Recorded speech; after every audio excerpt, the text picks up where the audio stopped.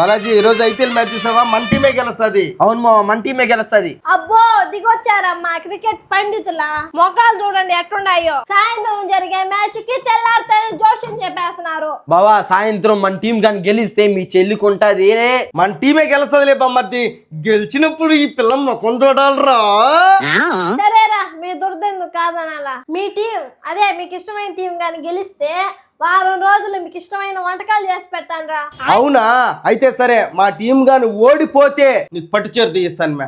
సరే సరే, నాకు ఇంకో కండిషన్ ఉంది. ఒకవేళ మీ టీం ఓడిపోతే పట్టు చీరతో పాటు అదే వారం రోజులు టీవీ రిమోట్ నా చేతిలో ఉండాలి.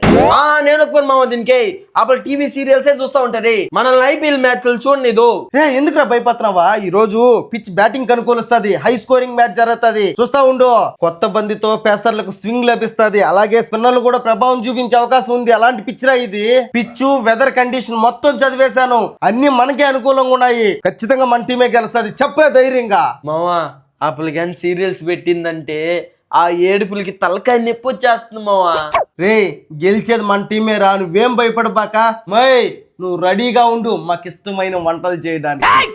చూద్దాం చూద్దాం లేరా. అక్కడ వికెట్లు పడతా ఉంటే అవతల టీము సిక్సర్లు ఫోర్లు వాయిస్తా ఉంటే మీ ముఖం ఎన్ని ఊసరు వెళ్ళి రంగులు మారుతా ఉంటాదో.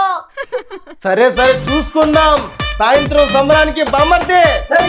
సై ఒరే సై సై అంటున్నారు. ఒకవేళ మీ టీం ఓడిపోయింది అనుకో, సై సినిమాలో విలన్ ముక్కుకి దూలం వేచా చూడు, ఆ విధంగా వేచా మీకు.